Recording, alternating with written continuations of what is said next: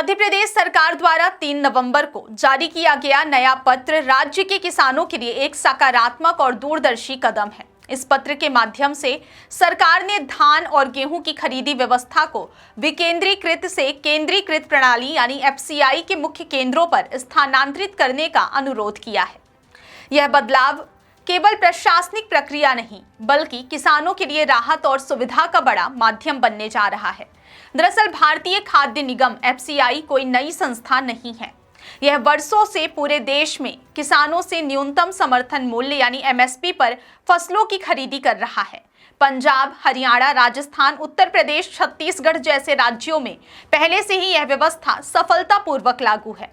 अब मध्य प्रदेश भी इस कुशल प्रणाली से जुड़ने जा रहा है, जिससे किसानों को तेज, पारदर्शी और भरोसेमंद भुगतान प्रणाली का लाभ मिलेगा।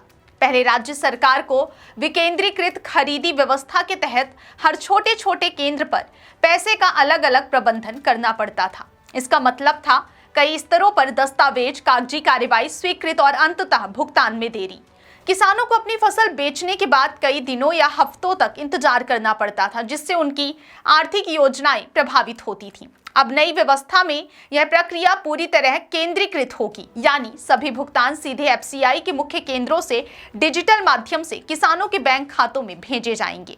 इसका सबसे बड़ा फायदा यह होगा कि किसानों को अपनी फसल का पैसा 72 घंटे यानी 3 दिन के भीतर मिल जाएगा। नई व्यवस्था का सबसे बड़ा लाभ यही है, किसान को अब तेज पैसा यानी जल्दी भुगतान मिलेगा। MSP पर खरीदी तो पहले भी होती थी, परंतु भुगतान में देरी के कारण किसानों को कई बार बिचौलियों या साहूकारों से कर्ज लेना पड़ता था। अब वे सीधे अपने बैंक खातों में पैसे पा सकेंगे और अगली बुआई के लिए समय पर निवेश कर सकेंगे। दूसरा फायदा है निश्चित कीमत। सरकार ने स्पष्ट किया है कि MSP पर फसल खरीदी पहले की तरह ही जारी रहेगी। गेहूं की खरीदी 2600 रुपए प्रति क्विंटल के दाम पर हो रही है और यही मूल्य किसानों को मिलेगा।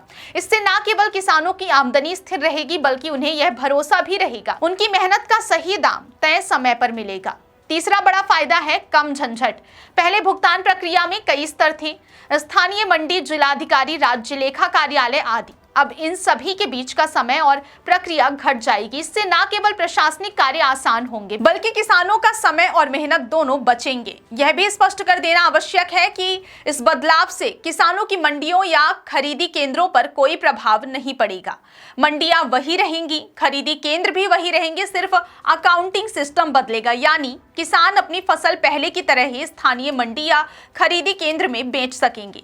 केवल भुगतान की प्रक्रिया अब केंद्रीकृत रूप में अधिक पारदर्शी और तेज तरीके से होगी। नई प्रणाली से न केवल किसानों को फायदा होगा बल्कि राज्य सरकार को भी अपने संसाधनों का बेहतर उपयोग करने का अवसर मिलेगा।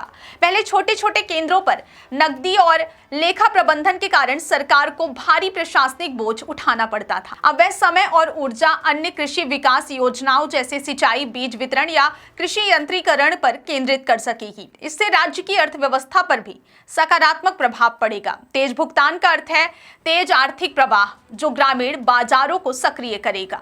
किसान अपने भुगतान से तुरंत खाद, बीज और कृषि उपकरण खरीद सकेंगे, जिससे उत्पादन में सुधार होगा और राज्य की कुल कृषि उपज में वृद्धि होगी। FCI के माध्यम से खरीदी का अर्थ है कि हर लेन देन ऑनलाइन रिकॉर्ड में रहेगा।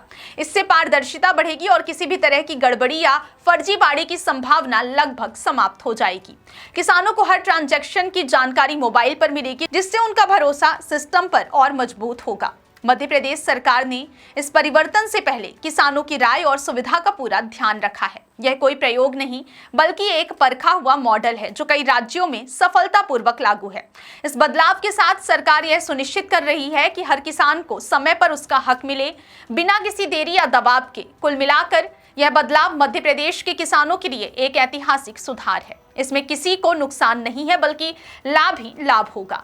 किसानों को वही मंडी, वही केंद्र, वही MSP दरें मिलेंगी, लेकिन भुगतान अब और तेज होगा, सुरक्षित और सीधे खाते में होगा। यह कदम दिखाता है कि सरकार किसानों की मेहनत का सम्मान करती है और उनकी सुविधा को सर्वोच्च प्राथमिकता देती है।